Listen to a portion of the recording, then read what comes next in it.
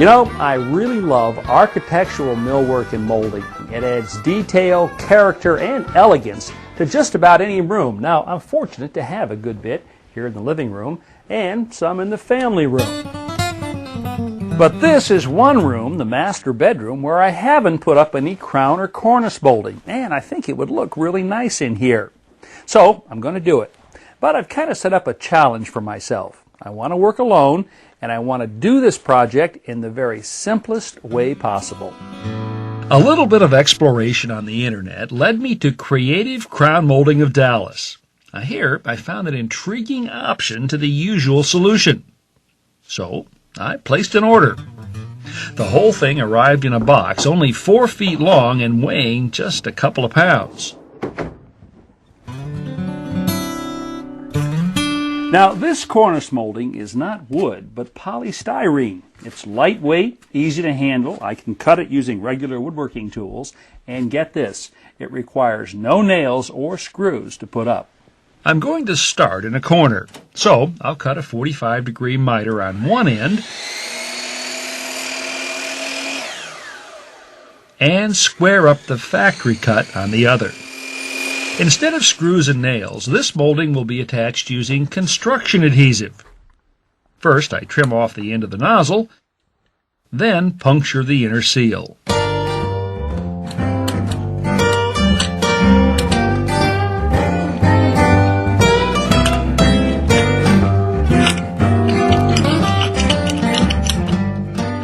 On the back side of the polystyrene trim, I place strips of adhesive about ½ an inch wide and a couple of inches long.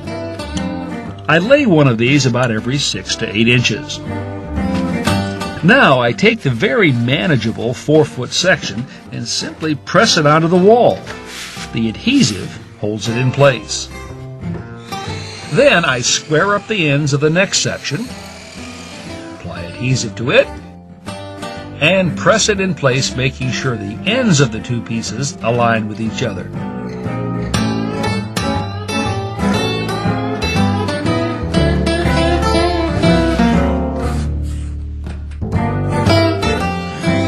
Trim, apply adhesive,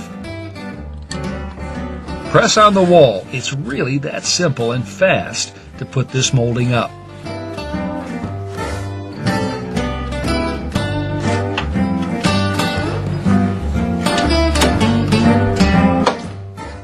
When I get within 4 feet of the corner, I first cut a mitre on the far end of the next section. Then place the cut end into the corner and mark the point where the two pieces overlap. Now I can make a simple straight cut.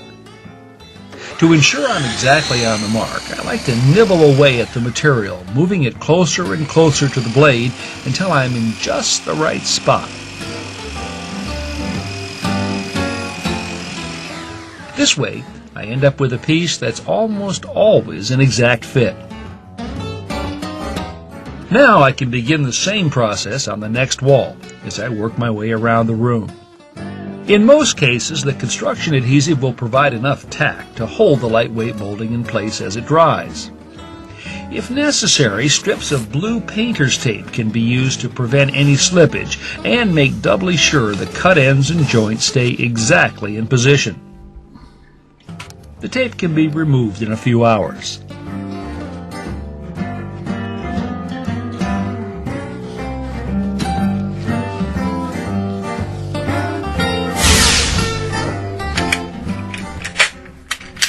Once the adhesive has set, I apply acrylic painter's caulk to the joint between the molding and sealing and tool off the excess with my finger. After that, I fill and smooth the joint between the molding and the wall.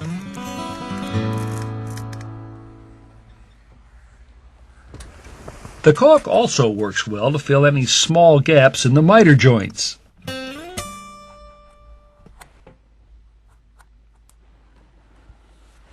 To conceal irregularities where the molding sections abut each other, I apply a bit of spackle with my finger.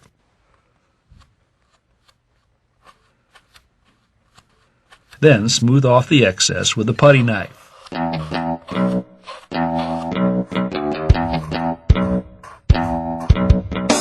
Once dry, the spackle can be sanded smooth with number 320 sandpaper. Now I like to fold or roll the paper to fit the molding contours.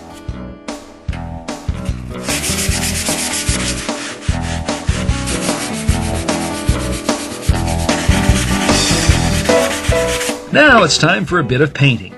I like to use a spout like this one. It helps keep paint out of the can rim when stirring and pouring. When doing trim, I prefer to transfer the material into a smaller container that I can easily hold in one hand. Polystyrene molding should have at least one coat of primer before finish painting. I prefer 2 with a light sanding in between. Now if you've got a steady hand and plenty of patience, you can cut the paint on the molding into the wall and ceiling. Or you can place strips of painter's tape on the wall and or ceiling and be a lot freer with the brush strokes.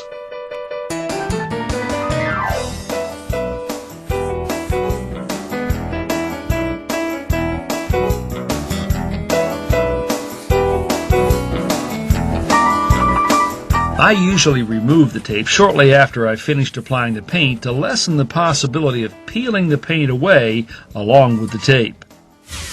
Another big time saver is to paint the molding before you put it up. You can paint in a comfortable position and not have to worry about being careful around the edges. You will, though, have to plan on a bit of touch-up at the joints.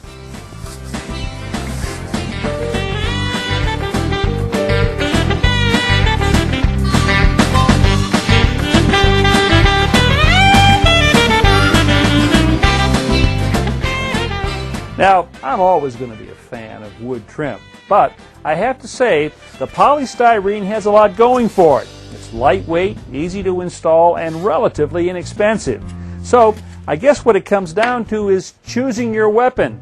Will it be a nail gun or a caulking gun?